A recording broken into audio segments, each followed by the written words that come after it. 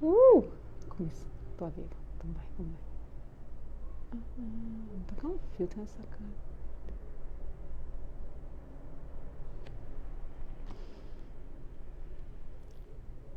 Ê!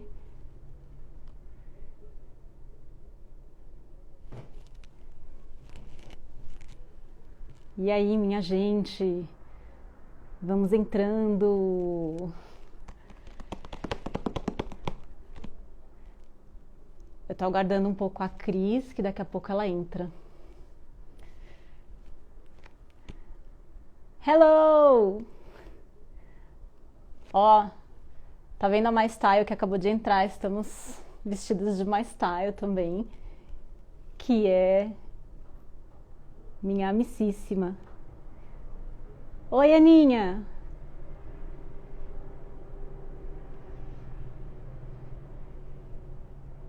Valeu, Cá! Vamos lá, primeira live. Ai, obrigada, gente! Dá pra ouvir direitinho? Eu tô com o microfone, eu não sei se ele tá fazendo ruído. Alguém pode me dizer se dá pra ouvir direito?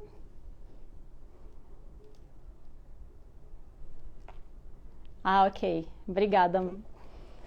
Ui. Vamos aguardar nossa convidada. Ah, ótimo. Ah, então tá bom. A gente vai iniciar hoje o nosso ciclo de lives. É a primeira vez que eu faço uma live, dá pra ver. Ai, vamos lá. A gente vai trazer um assunto que é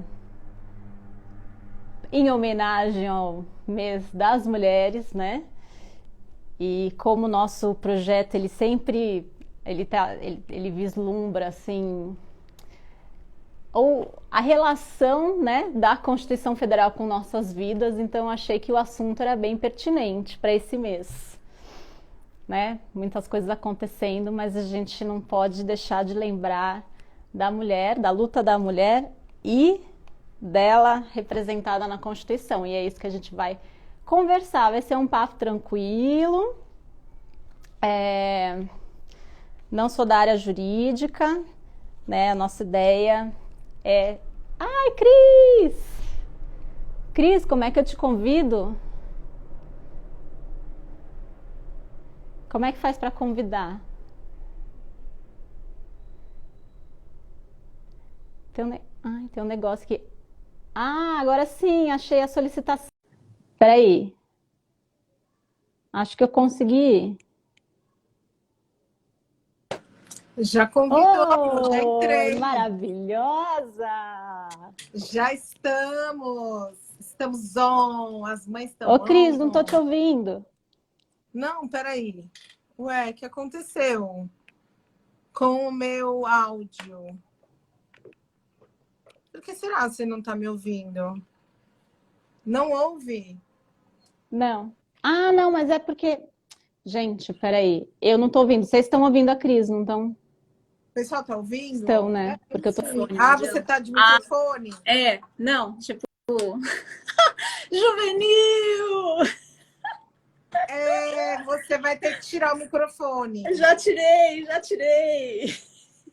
Eu tô aqui acertando a minha luz. Acho que tá meio escuro, né, gente? Tá muito escura. Não sei, assim, tá meio estranha, né? Quem for... Deixa eu ver se eu vou mais para trás. Eu tava tentando achar um lugar aqui na minha casa para fazer a live com uma boa luz. Entendi. E tá meio esquisito. Mas acho que assim, aqui tá bom. Acho que tá. Eu tô sem óculos, né? Porque eu tô com aquele ring light, aí eu não enxergo tão bem. Entendi. Não, mas estamos te vendo acho que bem. dá pra me ver, né? Bora lá. Peraí, deixa eu pegar meu Bora cafezinho. Tô aqui com meu cafezinho já. Eu tô com a minha aguinha, que se eu tomar café agora, eu não durmo mais. Sou obrigada Então, pelo. Eu tô em live, filho. Ó, aqui é assim, ó. Filha, parece que quer.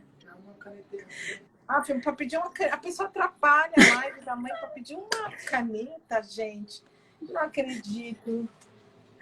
ai, é isso, gente. Mulheres, mães, a minha está na casa do pai, então eu tô tranquila, mas daqui a pouco surge um gato. Provavelmente o gato vai pular no meio da minha live, então já saibam. Não Ó, se as minhas assustem. lives acontece de tudo. Na última, me chamaram para cozinhar, me queimei, queimei o brócolis. Chegou uma visita amiga do meu filho no meio da live. Meu filho ficava, ai, a Mariana está aqui. Para tudo, chegou a visita. Não, uma maravilha. Essas são as minhas lives, viu? Então, Acho que é a é isso. graça das lives, né? Essas coisas que Eu acho que a gente acontecem. tem que se despreocupar, Sol. Se, está tudo perfeitinho. Essa é uma vantagem que a internet dá pra gente de não ter que ser perfeito como a televisão. Então, É assim, a verdade. gente na televisão tudo é perfeito, milimetricamente pensado, a maquiagem tá ok, ninguém reclama, não tem barulho, mas aqui na live é assim. Tá passando a moto, o vizinho tá empinando, a polícia tá. É isso, né? Total, total, verdade. Nossa, eu acho que eu não ia ter peito assim para televisão, não. Eu sou muito desastrada, ia derrubar microfone.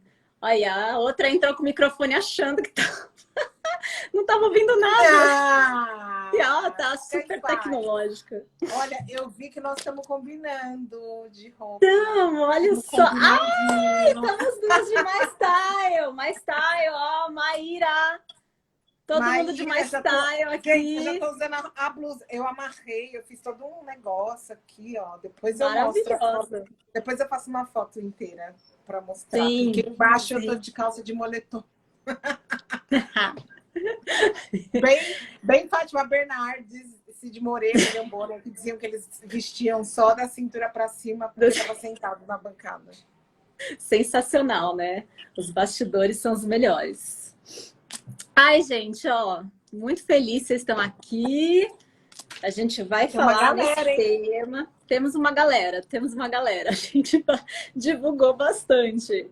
Amada, se a gente tiver 2 pessoas nessa live, ou melhor, 3, 2, eu e você, mais uma, a live já Nossa, tem engajamento. É o importante. Eu prefiro falar para uma pessoa ou para 2 do que falar e falar coisas com consistência, com autoridade, coisas que realmente permitam que as pessoas reflitam e façam uma modificação no pensamento delas ou reafirme algo que elas tinham pensado, do que fazer igual o Bolsonaro e falar bullshit para milhares. É exatamente isso, né? é isso, gente, é isso. Ai, é isso mesmo, Cris. Obrigada, muito obrigada por ter aceito o nosso convite. Eu que agradeço o convite, maravilhoso. Eu adoro esse canal, assisto os vídeos, recomendo, indico para a galera. Então, assim, é um maior prazer estar aqui com vocês. Quando você me convidou, embora primeiro eu parei para refletir se eu deveria falar sobre esse tema. Porque esse tema de mulheres e Constituição, eu não sou uma jurista, não sou advogada, não estou nessa área, né, jurídica. Então, eu fiquei pensando, Sim, nossa, será que talvez eu não seja a pessoa certa?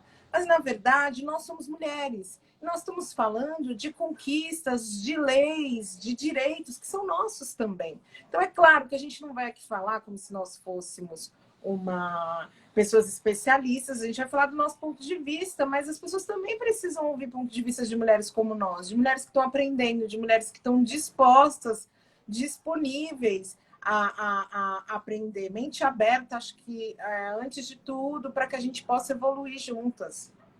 com certeza. E assim, o nosso projeto deste canal é isso, a gente quer, nós não somos 3 mulheres que criamos esse canal, que prestaram concurso público e falaram: não é possível que a gente não sabe a nossa Constituição Federal, a gente não conhece.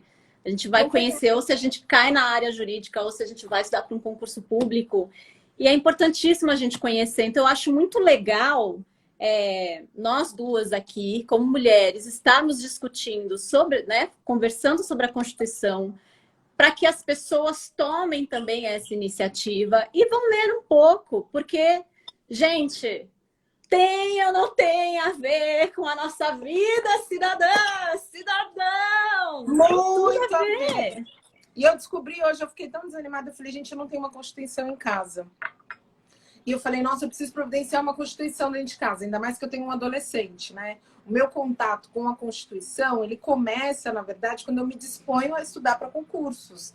Eu, uma vez na minha vida, me aventurei a tentar ser diplomata, depois eu acordei e falei, gente, pelo amor de Deus. Quando eu comecei eu já estava, acho que, estudando há 3 ou 4 anos, quando eu percebi que as pessoas que passavam no concurso, elas tinham sido preparadas a vida inteira. Desde criança, desde bebê, sabe? Os pais colocavam o menino na escola bilíngue, porque um dia ele poderia ser diplomata. Quem era eu ali? É lógico que não me diminuindo, mas eu falei assim, gente, será que esse sonho é para mim mesmo? É uma coisa tão surreal. E eu vi as pessoas que não tinham sido preparadas desde a infância estudando 10 anos. 10 anos. E eu falei, cara, eu acho que eu não quero estudar 10 anos da minha vida para chegar nesse espaço, né? E aí eu estudei para outros concursos também. Eu fui concursada durante 16 anos. Eu fui gestora pública da Prefeitura de São Paulo. Graças a Deus eu consegui virar essa etapa da minha vida. Sou muito grata por tudo que eu aprendi e conquistei ali naquele espaço. Mas não era um lugar que me fazia feliz. E aí, estudando também para outros concursos ao longo de um tempo, foi ali que eu tive esse contato com a Constituição, né, de uma forma mais intensa, porque ele não é oferecido para a gente nas aulas habituais de colégio, ensino fundamental, ensino médio. Isso está fora. E nem é ensinado para a gente. Exato. Que a gente tenha que ter esse altruísmo de ir lá na prateleira, numa biblioteca, pegar uma Constituição para conhecer, né? Eu estava lendo um livro com meu filho aqui agora, antes de ler, de a gente começar a live, a gente estava lendo, nós estamos lendo um livro sobre a história da Angela Davis juntos, né? E aí tinha uma coisa de educação ali no livro, e aí meu filho falou assim, você sabe que o governo não quer que a gente estude, porque uma pessoa que estuda, ela é livre. É exatamente isso, né? Essa liberdade. Uma pessoa que conhece a Constituição, ela está muito mais próxima da liberdade, né? Então é isso, eu falo demais, hein? Eu falo super. Gente, mas o convite é esse, né? Temos aqui Cris maravilhosa. Tá entrando gente legal aí, ó. Você me dá licença de comentar, as pessoas estão entrando. A Tarsila, que é uma mulher fantástica, professora do ensino público aqui de São Paulo. Ana Paula, que é minha amiga, também professora do ensino estadual. Olha, maravilhosa. Entrando. Socorro, você vou até acender um incenso para iluminar a mente. Ai, eu tô cheia de papéis aqui, de coisas que eu anotei. Eu também. Né? Porque assim... Eu trouxe algumas anotações. Excelente. A gente também tô aqui com as minhas colinhas, tá? Mas o legal é justamente provocar essa conversa, né? Esse desafio da gente fazer da nossa Constituição Federal um livro de cabeceira, gente. Porque, assim, se você for pensar, uma Constituição, ela é a regra, né, maior de um país. No nosso caso, né? E, assim, a nossa Constituição, eu não sei se as pessoas sabem, mas ela é uma Constituição cidadã. Houveram outras Constituições, mas ela veio quebrar um regime ditador. E ela é incrível. Construída, né? E foi exatamente realmente construída com muitas sugestões e cartas, né, dos cidadãos. Eu não sei se eu vou chegar nesse nível, não, só de ter a Constituição como livro de cabeceira. Eu vou ser muito sincera para você. Embora eu leia muito e leia muitos livros também que falam de questões jurídicas, como, por exemplo, eu estou lendo já pela segunda vez o Silvio de Almeida, Racismo Institucional, que traz várias questões jurídicas e tal. Mas é um livro, é uma leitura complicada, pesada. Mas eu te entendo quando você traz essa frase da literatura de cabeceira para que a gente se disponha, que não seja ali do lado da cama, do lado da mesa, mas que a gente esteja abertos mesmo para discutir, entender o que está lá. Ainda mais num momento em que a gente resolveu agora utilizar palavras tão relacionadas com o status político, seja o status político que a gente tem aqui no Brasil ou em outros países, mas que, na verdade, a gente nem faz ideia do que elas significam. Por exemplo, o que as pessoas mais utilizam hoje em dia é comunismo, né? Como as pessoas estão falando de Constituição, né?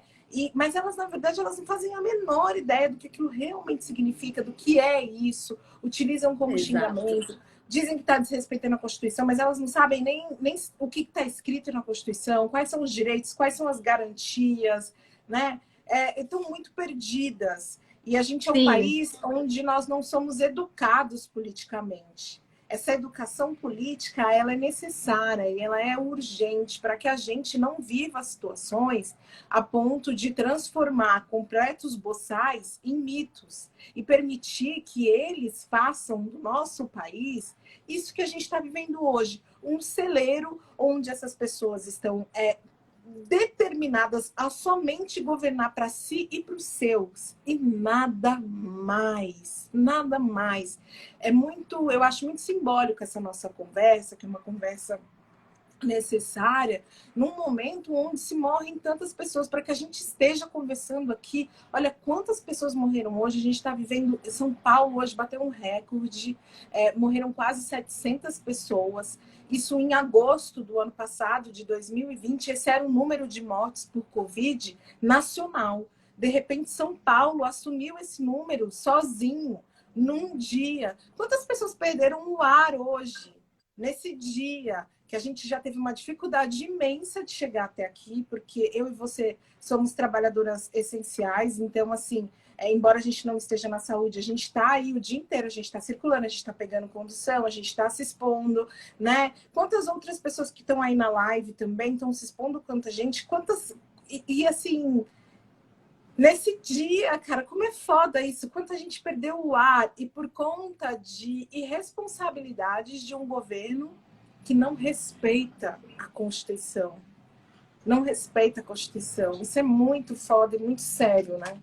É muito sério. Eu vi aqui, né, o Gabriel postou aqui, será que o Bolsonaro leu a Constituição? Bom, a gente sabe que o livro de cabeceira dele era um livro de um tal de Ustra. Não sei se alguém conhece, mas, né, eu acho difícil ele ter lido a Constituição. Se ele leu, talvez não tenha entendido, mas é engraçado porque a nossa Constituição, diferente de outras leis, né, de outros dispositivos legais, ela é bem clara. A leitura dela é clara. Claro que vai ter assuntos bem específicos que, né, que vai gerar certa dificuldade, mas ela tem um texto claro, ela foi feita para ser clara, né? E assim, apesar de ser, claro, o que está na Constituição é aquilo que se espera que vá se legislar, que vá se criar né, todo um normativo. Uhum. Né? Ela traz o guia né? E aí os legisladores criam todo esse sistema normativo. Então, é isso. A gente precisa entender, porque as pessoas, sem nunca ter lido, elas estão pedindo fim da Constituição. Elas não sabem nem o que é a nossa Constituição. Não, essas pessoas que estão pedindo fim da Constituição, elas não sabem nem que para que elas pudessem pedir o fim dessa Constituição, foi necessário que existisse essa Constituição. Exatamente, né? Eu quero o meu direito de não ter mais direitos. Uma loucura, né? Amor, para você ter esse direito, foi necessário que alguém lutasse para esse direito para você, né?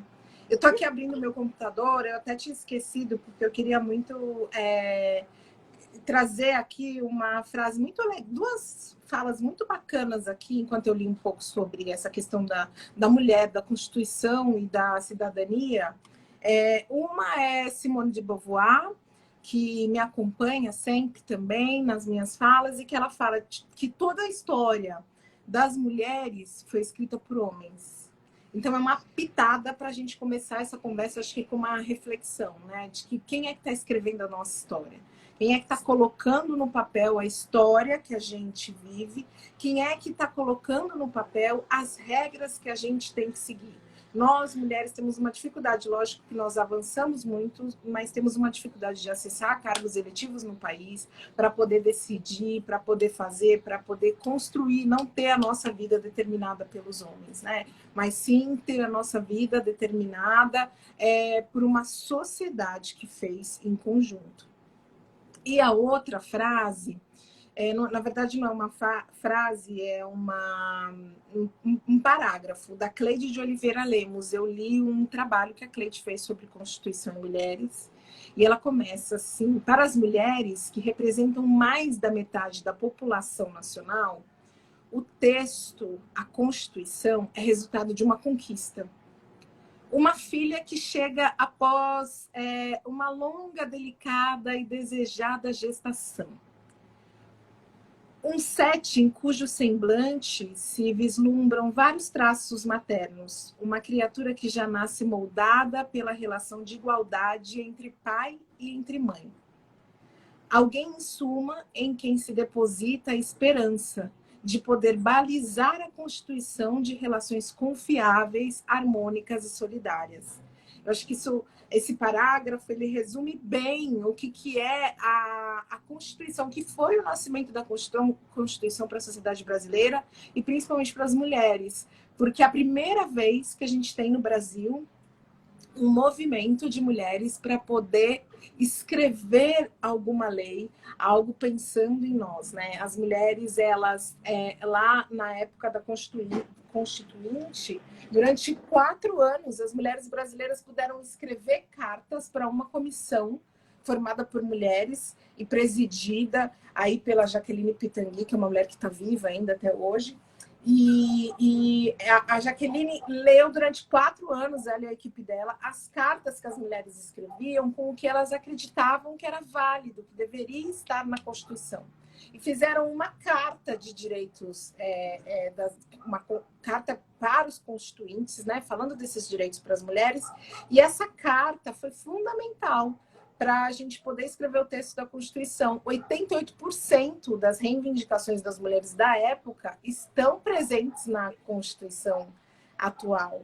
E muita coisa mudou. E depois a gente vai conversando ao longo do caminho. Aí eu trouxe algumas mudanças, algumas conquistas, né, que vêm com esse texto constitucional aí de 1988. E acho que é muito isso que a Sibeli colocou. A gente acaba, para quem lutou, enxerga essa luta como uma filha, como um filho, e se reconhece nela. Eu acho que é o mais importante de uma luta, né? Eu costumo me identificar como uma lutadora em prol das liberdades, principalmente da liberdade feminina e negra. E quando a gente vê uma conquista, quando a gente vê uma vitória, é como se fosse um filho, de olhar e se reconhecer: puxa, eu lutei por isso. Né? É claro que ainda são pequenas essas vitórias, porque eu acredito que as nossas lutas, as lutas de agora, são para gerações futuras. Assim como as mulheres que lutaram ali em 1988, 1970, 1980, na década de 80, quem está vivenciando esses resultados somos nós, né? Que é a geração posterior.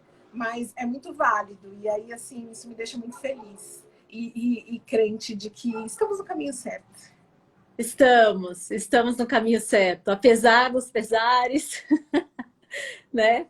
A gente tem uma força, eu acho que tem uma força de pessoas assim que querem, né, e que vão persistir para continuar esse caminho de lutas, né, de conquistas. E é muito legal isso que você estava falando, Cris, porque eu estava também estudando, eu estudei a história um pouquinho sobre o Conselho Nacional dos Direitos da Mulher. Eles fizeram essa carta, né? A Carta das Mulheres Brasileiras aos Constituintes de 1987, onde fizeram essa compilação, né, dos principais pontos de reivindicação das mulheres, e foi escrito por mulheres. E olha só, quando a gente teve a Constituição, né, a Assembleia Constituinte, estavam presentes 26 deputados e não tinha representação no Senado. 26 de 559 membros. Então, assim, aquilo que você falou, Cris, né? Que a gente tem vivido uma história escrita por homens, né? É isso. E a gente tá, né? Eu acho que com bastante bastante luta, né? E bastante reivindicação, abertura de espaço. Estamos conquistando espaços e esses números, eles estão virando, né? Mas eu lembro que quando eu falei da live, eu até falei que a gente queria fazer essa provocação, né? Que é, se você pudesse mudar alguma coisa no texto constitucional que fosse em prol, né, da luta pelas mulheres, o que seria? Eu acho que a gente pode até primeiro ver, colocar um pouco do que a gente já tem, né? Porque a gente conquistou muita coisa. Essa Constituição, ela foi um marco histórico, assim, até para os direitos humanos, né? E, por extensão, os direitos das mulheres. Né? A gente teve, pela primeira vez, o reconhecimento jurídico, né? Da igualdade entre os homens e mulheres, né? Ali no artigo 5º, inciso 1º. E, assim, é uma igualdade jurídica que a gente fala que é formal e, assim, ela precisa de protetivas, né? De outras... de legislação para que aquilo se materialize, né? E aí a gente tem uma série de outros artigos na Constituição que vão trazendo essa proteção, né? E aí eu queria falar um pouco, porque a gente tem escutado muito, Cris, eu acho que você escuta demais, que é essa coisa, ai, é mimimi, é não sei o quê, é nananã, ai, porque o direito de um, por que não pode ser o direito igual do outro? E assim, as pessoas precisam entender que quando a gente fala em igualdade, numa sociedade que você tem uma disparidade de tratamento, né, de algumas pessoas da sociedade, sejam mulheres, sejam negros, sejam homoafetivos, o que for, a gente precisa entender uma coisa, né? A gente tem toda essa coisa do gênero, tem toda a questão sexual. A gente precisa entender que são minorias, não são minorias de números de pessoas, tá? Minoria não é isso. Eu já vi gente falando, ai, mas imagina, não é minoria porque tem muita gente que blá, blá, blá. Gente, minoria é minoria de representatividade. Né? E as pessoas confundem. E tem uma coisa assim, para a gente trabalhar a igualdade, eu vou ler aqui uma frase da Carmen Lúcia, do seu livro Princípio Constitucional da Igualdade. Acertar na diferença de cuidado jurídico a igualação do direito à dignidade da vida. Para você conseguir chegar numa igualdade, você precisa tratar de maneira desigual os desiguais dentro da sua desigualdade, para você conseguir chegar no nível em que aquele que tem essa desigualdade, ele consiga alcançar um patamar de igualdade, né, de direitos, deveres. Então, é isso que significa quando você cria uma proteção à mulher, quando você cria uma proteção, né, uma proibição de racismo, ou uma proteção aos negros. Gente, isso não é... Ai, cadê a proteção? Não existe racismo reverso. Pelo amor de Deus. O racismo reverso. Vamos lá. Eu sei que é sobre mulher, mas assim, a gente está aqui com uma mulher que luta, sabe? Que faz uma luta diária com a questão do feminino negro, né? Do empreendedorismo da mulher negra, da sua afirmação na sociedade. A gente precisa falar sobre isso. A gente precisa falar, a gente precisa aumentar. Quando você começa, que você fala essa questão do mimimi, que é uma coisa... Rapidinho, Cris. Tiago Anastácio! Obrigada! Seja bem-vindo, Tiago. Seja bem-vindo à nossa live. Desculpa, Cris, te interromper. Imagina. O Tiago merecia ser reverenciado. Eu acho que essa questão, essa frase do mimimi e essa tentativa de reduzir o discurso eu não gosto de usar a palavra minorias, porque eu acho que a utilização da palavra, ela é colocada na tentativa de reforçar mesmo que são minorias, então a gente não precisa lutar. Para que a gente vai lutar pela minoria da população, né? Eles usam nessa intenção, né? E não no real sentido da palavra. Mas essa coisa do mimimi, na verdade, é a ausência de argumento. A pessoa que não tem argumento, que não estudou, que não se preparou, para ela é muito fácil virar e dizer que é mimimi, porque aí o mimimi, ela reduz em 3 sílabas a impossibilidade dela de responder à altura com educação, com inteligência, com pensamento, a qualquer questionamento. Então é tudo mimimi, pronto, acabou, eu não preciso pensar, eu reduzo. Na verdade, esse tipo de gente eu nem dou atenção. Eu viro a página e vou seguir em frente. Acho que esse é muito, assim, o meu canal. A gente estava falando de como a gente avançou, né? Naquela época nós tínhamos 26 mulheres no Congresso Nacional, hoje são 15%. Talvez aí alguma coisa em torno de 80 mulheres ou um pouquinho menos. Eu até estava procurando aqui o número exato de mulheres dentro do Congresso Nacional, mas ainda assim a gente está lá atrás. O Brasil, de uma lista de 188 países, ele ocupa a posição de 149 de representatividade feminina no Congresso Nacional. Né? É muito pouco, a gente ainda está falando de um número muito pequeno. Mas nem por isso não vamos comemorar, porque a gente aprende todos os dias que é importante que a gente avance e perceba a vitória, né, nos pequenos passos ali, a gente comemore. As últimas eleições foi uma demonstração disso. A gente teve aí várias mulheres negras. A gente ter a mulher mais votada como sendo uma mulher e uma mulher trans. Isso é muito importante. E você começou a pergunta falando justamente do que deveria conter, do que eu achava que deveria conter na Constituição, que ainda não contém.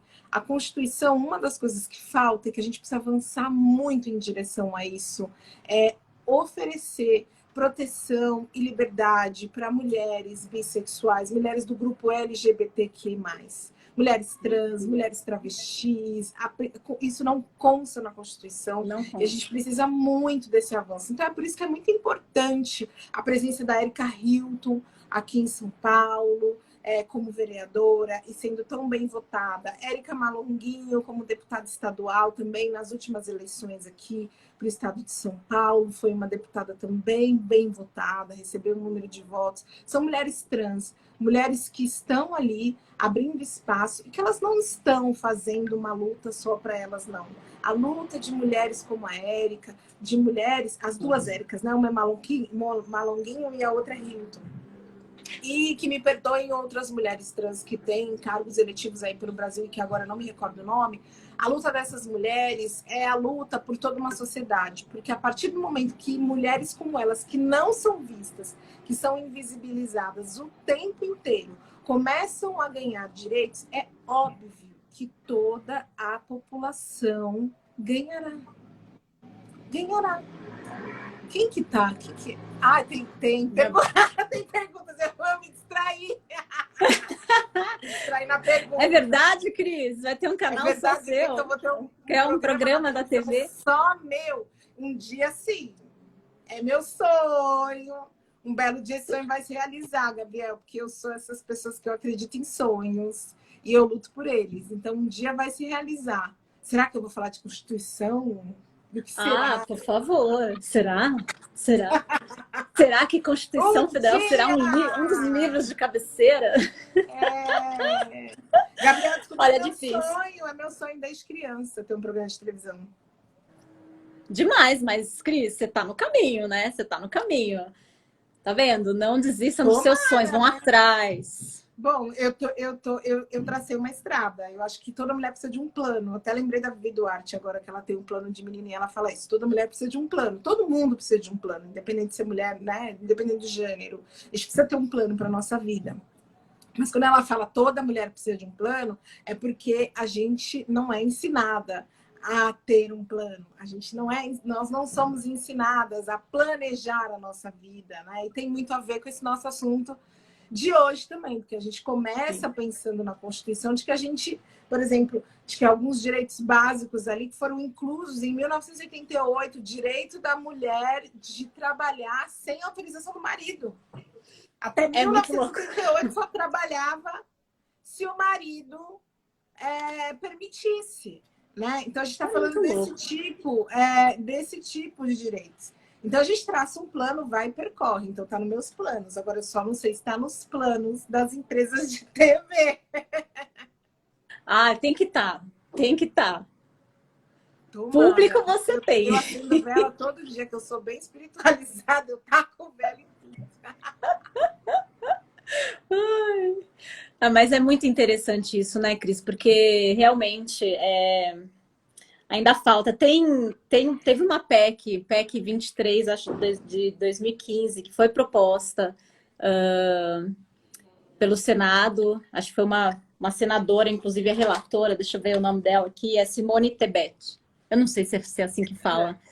E ela propôs, na verdade, que tivesse um acréscimo, acrescentasse o artigo, acho que era o artigo 16A, que reservaria 50%. A ideia dela era 50% das cadeiras, né? Ali de deputado, Assembleia Legislativa, Câmara dos Deputados, Câmara Legislativa do Distrito Federal e as câmaras municipais. 50% para cada gênero. Não foi para frente essa proposta, né? Era uma proposta de emenda à Constituição. Porque tem algumas leis, né, que tentaram colocar aí, tem aquela lei da 9.504, que tem ali uma cota partidária, né, que foi uma alteração feita pela lei 12.034 de 2009, que é para colocar uma cota de mínimo de 30% e máximo de 70% de candidaturas em cada partido, né? Tava partido e coligação, parece que agora entrou aí eu não sei se foi uma lei, uma PEC, que mudou, que agora não tem mais a coligação, então fica só nos partidos mesmo, né? Eu não sei se é lei ou se é PEC, mas eu sei que os partidos utilizam essa legislação para colocar as mulheres como candidatas laranjas e poderem se beneficiar dessa situação. E as mulheres, muitas vezes, acabam... Não é que elas aceitam essa situação. Elas, na verdade, elas se candidatam acreditando que elas serão candidatas, que elas vão poder receber votos, e depois elas são enganadas. E aí elas descobrem, o partido escamoteia a candidatura delas, não investe dinheiro, o dinheiro do fundo vem, mas na verdade vai para outro candidato. E aí essas mulheres depois vêm a público denunciar, olha, não recebi nenhum dinheiro do meu partido, não recebi nenhum investimento, são coisas assim. A Nina está falando que foi uma emenda constitucional. Isso, exato. É a questão da coligação. Mas é isso, entendeu? Então ainda falta muito para a gente conseguir. Essa PEC, talvez, essa PEC que não vingou, talvez seria um caminho, mas eu não sei se, né, esbarra em todo um sistema ainda, né? Um pouco do patriarcado, homens, né? Digamos assim, né? Homens, essa é a grande questão. Eu acho que os homens, quando eles criaram as leis, as regras, uma das coisas que eles sabiam, tinham certeza e ainda têm, é o poder das mulheres. Por isso que fomos bloqueadas, fomos objetificadas, fomos colocadas nesse lugar de seres que precisamos ser contidos, né? E várias outras. Eu não sei, você vê as situações atuais, agora com a entrada das mulheres nos ambientes políticos de cargos eletivos, o que eles fazem? Já vendo que não será possível frear o avanço das mulheres com relação a nesses ambientes de poder, transformam a nossa luta e começam a nos criticar pela roupa que vestimos. A quantidade, né? Olha a situação que foi vivida pela candidata, pela vereadora a Isa Penha. Agora me corrijam, gente. A Isa, ela é vereadora ou ela é deputada, né? Isa é deputada estadual aqui em São Paulo, que teve o corpo tocado por um outro deputado, eu esqueci o nome dele, Fernando Cury, não é? E está lutando para que ele seja penalizado. Outras mulheres aí em casas legislativas por todo o Brasil que vivenciam a todo momento, quando elas ocupam uma posição de poder, principalmente relatoria, conduzem algum caso dentro dessa casa legislativa, elas são atacadas pela roupa que elas usam, pela maneira como elas se comportam. Porque é isso, quando ele não consegue criar barreiras que impeçam que a gente alcança, eles começam a atacar o nosso físico. Exatamente. E aí a gente passa a não ter decoro, porque a gente veste uma blusa, que nem a vereadora, eu acho que foi no Espírito Santo, que vestia uma blusa de um ombro só. Ela tinha um ombro de fora. O que é um ombro de fora em 2021? Exatamente. Exatamente. E aí foi acusada de não estar respeitando a casa porque ela tinha um ombro de fora. Quem que não respeita a casa? É quem está com o ombro de fora ou é aquele que legisla só para si? Eu acho que é muito isso, desse lugar onde a gente está e de como a gente vai precisar mesmo estar muito unidas para que a gente consiga mudar essa chave, alternar.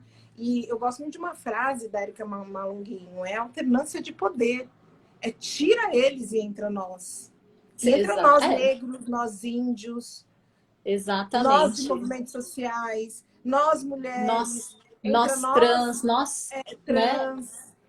Exatamente. Ou a gente tem um Congresso Nacional que represente realmente a população brasileira, ou a gente nunca vai conseguir. A gente vai ter muita dificuldade, muita luta para poder discutir e avançar em legislações que realmente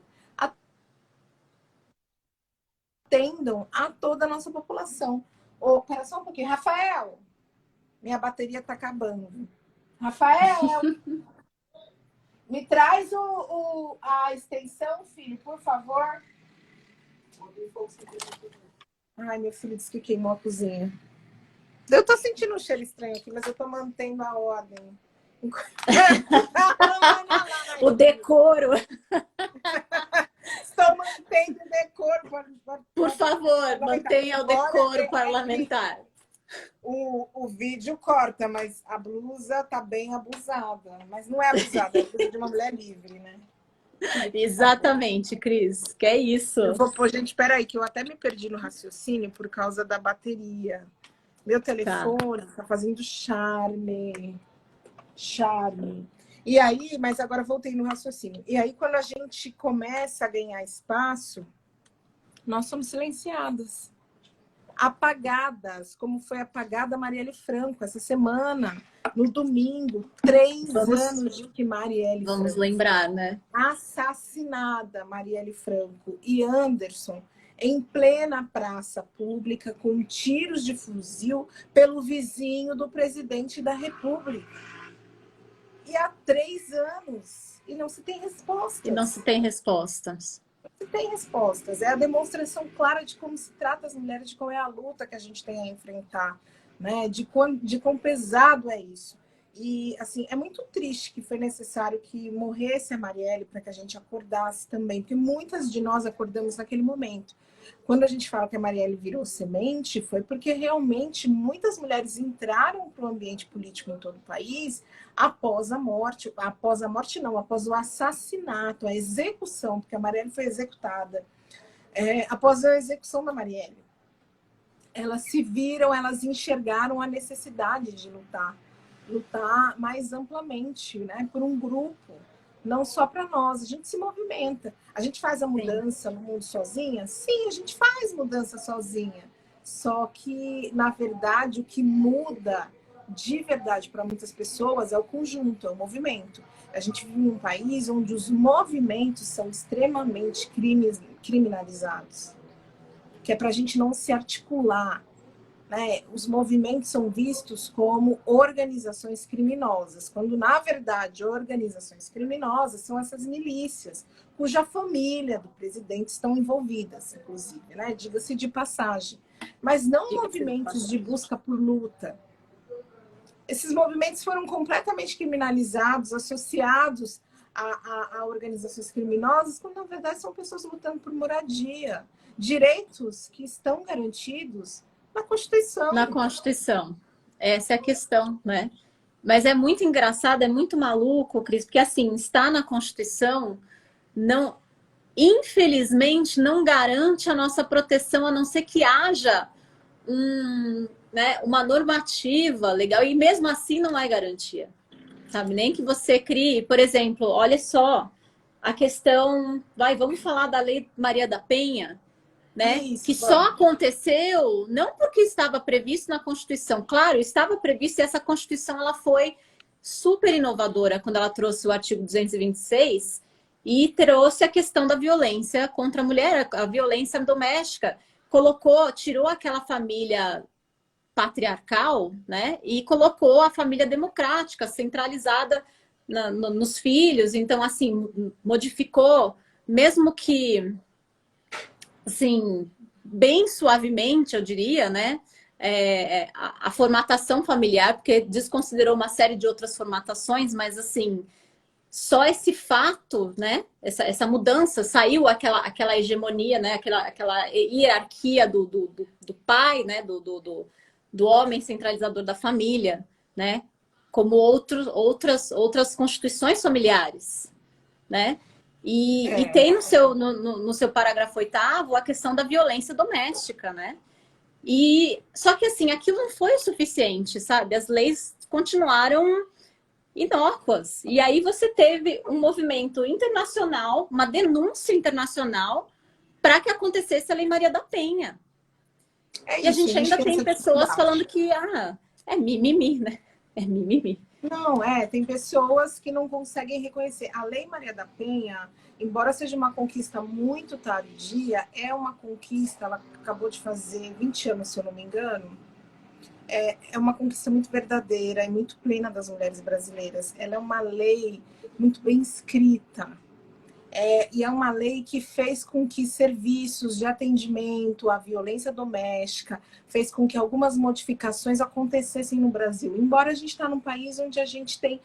Eu acredito que a nossa passividade faz com que as coisas aconteçam com muito mais morosidade. Mas, assim, é muito importante que a gente ressalte o quão a Lei Maria da Penha ela é bem construída a ponto do Banco Mundial, por exemplo, considerar uma das leis de violência contra a mulher mais completas do mundo. O que é difícil hoje aqui no Brasil é a aplicação desta lei.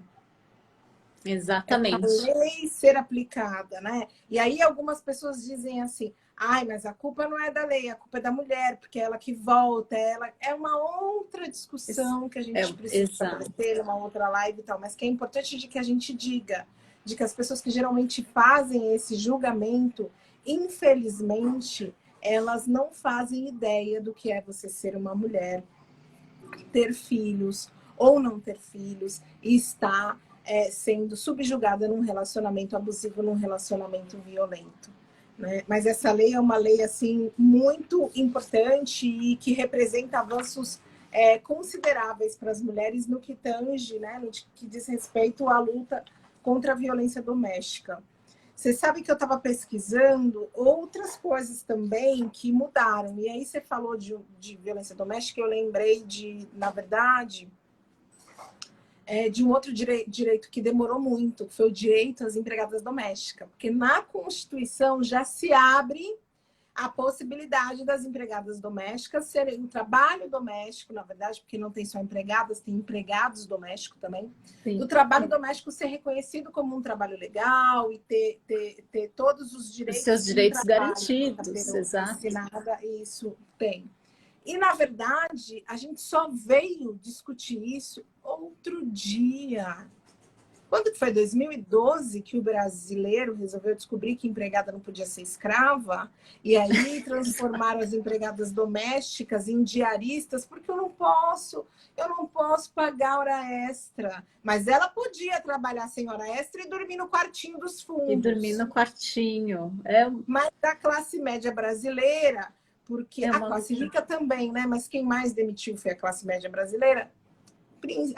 Descobriu que empregada doméstica era um ser humano a partir do momento que ela passou a ter... A Nina ajudou a gente, foi em 2013. E a partir do momento que ela passou a ter o direito de ter hora de almoço, receber por horas extras, de ter férias, num país onde mais de 6 milhões de mulheres são empregadas domésticas e cerca de 80% destas mulheres não são registradas, não tem a sua jornada de trabalho reconhecida. E a Ive trouxe aqui um termo que até outro dia foi tema de um texto meu, que é o ser considerada da família, né? E que são consideradas da família e que a classe média brasileira adora usar esse termo. Minha empregada é quase da família, tá comigo há 30 quase, eu gosto desse quase, né? Ele é quase. Esse quase é a palavra que determina que, na verdade, nós estamos utilizando essa frase para mascarar a irresponsabilidade diante da não atenção às leis trabalhistas com relação a essa empregada. Porque se ela é quase da família, logo ela pode ficar até mais tarde. Se ela é quase da família, logo ela pode cuidar dos meus filhos. Pode fazer aquele favorzinho, né? Babá. Logo ela pode fazer aquele favorzinho. Só que só quem perde é a empregada. Nunca é quem contrata. Sempre quem perde é a empregada. Nossa, e aí, assim, situações que aconteceram depois que eu escrevi esse texto, várias pessoas compartilharam comigo algumas situações. Então, pessoas que trabalhavam 20 anos numa casa de uma família, que sempre disse, você é da minha família, você é quase da minha família. No dia que foi se aposentar, ou que foi ser mandado embora, essa pessoa, ela assinou um papel abrindo mão dos 40%. E aí, quando descobriu que tinha feito isso, ela não processou. A empregada não processou a família, porque, mas eles sempre me trataram bem. Eles sempre disseram que eu era quase da família. E não dá nem pra gente julgar essa empregada. Porque, não dá. A gente vive num país onde a gente é obrigado a dizer que o patrão é bom se ele deixa a empregada almoçar dentro de casa, quando na verdade é uma obrigação. Exato. Porque a exatamente. Gente todas as o mínimo. Toda a nossa estrutura criada em cima da escravidão, onde hoje em dia ficou muito natural você ter uma empregada como a Madalena, que era escrava há 30 anos, vivia em condições análogas à escravidão há 30 anos. E as pessoas acharem normal, acharem natural, ninguém nunca questionar que essa moça não estudou, que essa moça não precisa sair na rua. É exatamente isso. São absurdos da vida cotidiana brasileira que a gente vai aprendendo ali a aceitar. Tá tudo bem. A gente fica chocado, né, quando a gente assiste um filme de nossa, olha, aquela pessoa está sendo mantida em cárcere privado e uma coisa dessa a gente acha normal, como se não fosse um cárcere privado. Gente, pelo amor de Deus. E tá acontecendo em vários... eu chutei aqui o celular. E acontece em vários lugares, em várias famílias, né? É bem essa coisa, minha empregada hoje vai ficar até mais tarde. Outro dia eu compartilhei uma foto e fui bem criticado, até escrevi um dos textos da minha coluna. Uma família que pediu para a babá fazer comida para os amigos. E aí ele tirou uma foto dela cozinhando e aí ele escreveu assim... eu pedi para a babá fazer comida para os meus amigos, mas ela não sabe que, na verdade, esse jantar é para o aniversário dela. E aí todo mundo falava assim, uau, que maravilhoso, como você é bonzinho. Gente, como assim? A empregada a babá é cozinheira? E ela vai cozinhar a comida que ela vai comer no aniversário dela? Uau, que presente de aniversário. Que surpresa incrível. Por que não comprou um presente para ela e de repente perguntou para ela se ela não queria talvez jantar com a família dela? Porque muitas vezes a babá que cuida dos nossos filhos paga alguém para cuidar dos dela. De repente ela queria estar com os dela. Queria estar com o patrão. No aniversário dela, né? No aniversário dela. Então são essas relações tão deturpadas aqui no Brasil que a gente precisa modificar e que as pessoas precisam ter noção. E são essas as leis que são difíceis de ser criadas, né, após 1988, porque a Constituição deu start. Né? Deu start, mas criar as leis que legislaram sobre os assuntos. Exatamente. E a gente avançou, assim, bastante, né, em termos do que a gente tinha antes, né?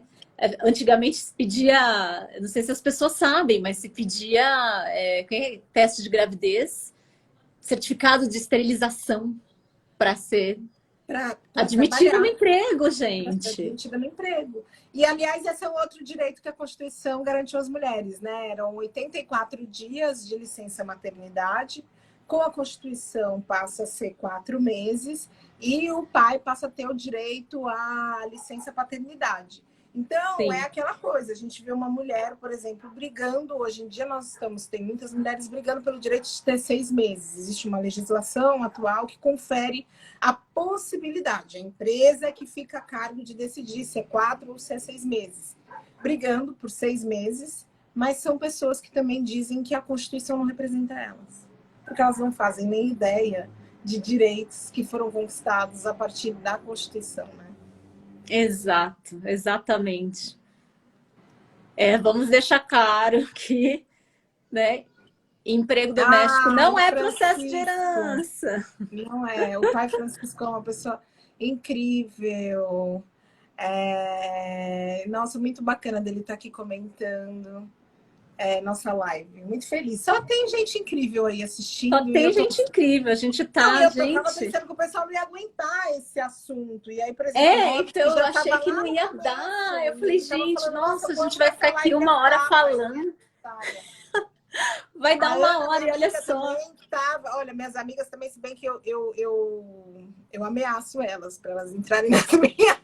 Isso aí, ó. Se não leva tapa mesmo, ó. Leva a Constituição na cabeça.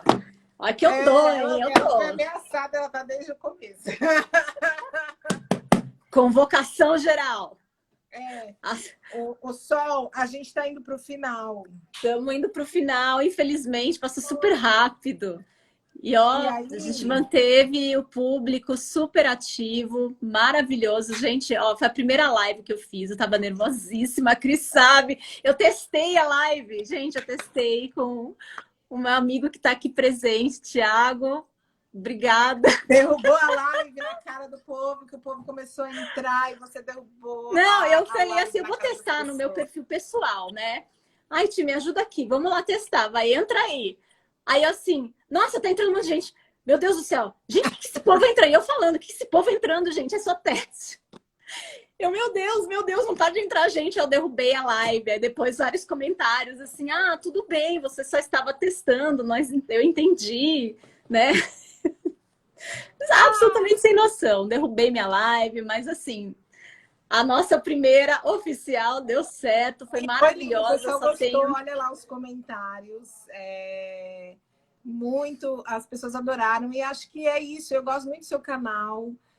A iniciativa de vocês é ótima, porque conversar de um assunto que não é que Constituição não é denso e também não é chato. É que ensinaram pra gente, tem uma frase aqui no Brasil que a gente precisa quebrar essa ideia. Isso já está intrínseco na cabeça do brasileiro, de que religião, política e futebol não se discute. Né? Isso é muito falado. Religião, política e futebol não se discute. Essa é uma frase, um entendimento que precisa ser desconstruído. Discute sim, porque essa ideia de não discute é para que a gente aceite o que for imposto.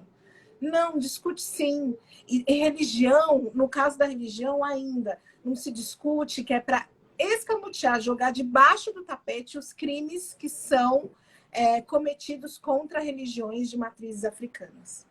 Principalmente. Exatamente. A gente precisa sim discutir de religião, a gente precisa sim discutir política, a gente precisa... Futebol, futebol acho que a gente já avançou um pouco mais, já se discute, mas a gente ainda está falando de muita violência, né?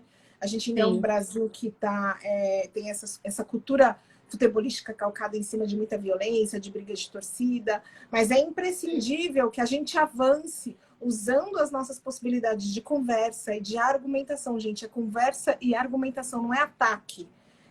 A bipolarização atual no Brasil faz com que eu não possa ser amiga de uma pessoa que votou no Bolsonaro. Bom, na verdade, é difícil, né? Eu não consigo entender. Mas a gente tem que tentar um diálogo, né? Mas eu respeito as escolhas dos outros. E eu espero que os meus amigos respeitem as minhas escolhas. E tudo bem, se a pessoa quiser conversar comigo de uma forma tranquila, sem tentar me convencer de nada, tentar me transformar numa pessoa idiota por não entender. Diminuir. Ok, não tem problema, sabe? A gente conversa. A gente precisa discutir, a gente precisa argumentar. Isso precisa estar certo na nossa vida. E, então é isso. Já estou preocupada porque ainda derrubam live depois de uma hora. Eu não sei se o Instagram... Eu não sei. Quando faz uma hora ele derruba. Ela derruba. Mas acho que a gente vai ter que marcar mais conversas aqui. Eu acho que essa live deu pra gente, né, um gás assim para manter, porque eu acho essas conversas super importantes e também para as pessoas entenderem que tudo que está aí é parte da nossa vida e realmente, Cris, precisa ser discutida. E a gente tem que entender que o conhecimento, pessoas, o conhecimento é a única riqueza que ninguém tira da gente. Assim, ninguém tira o conhecimento da gente. Podem tirar qualquer coisa, mas não tiram o conhecimento. Tentam tirar a nossa dignidade, mas não conseguem. Não vão conseguir. E não vão. A minha dignidade está aqui maravilhosa, gente. Não vão tirar. Bom, agradecer a todo mundo que acompanhou a nossa live. Obrigada. Quem quiser escrever a conversa nos comentários, nas páginas. Estamos disponíveis, estamos aí. O Robson, acho que foi o Robson que falou que realmente derrubam a live. Em algum momento. Em algum momento, né?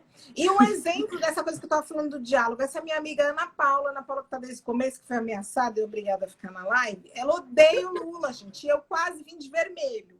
E ela é minha melhor amiga, então tá tudo certo. Tá tudo certo, é isso, gente. É isso. Diálogo sempre. Falta de respeito jamais. Um beijo, Sol. Beijo, Obrigada gente. pelo convite. Obrigada. Sempre. Obrigada, Cris, por ter aceito. Vamos fazer mais vezes. Vamos fazer. Aí a gente pode ficar aqui falando até derrubarem.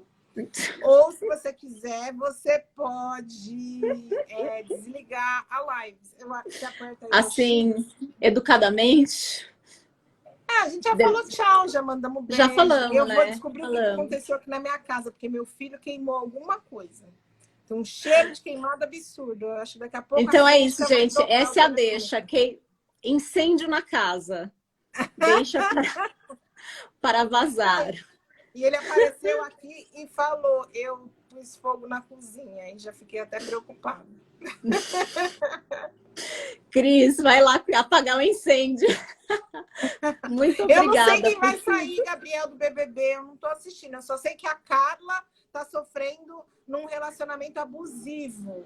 E aí precisa alguém avisar a Carla. Quem que é a amiga que vai avisar a Carla? Alguém tem que chegar com a Constituição lá na cabeça da pessoa já existe a Lei abusadora. Maria da Penha.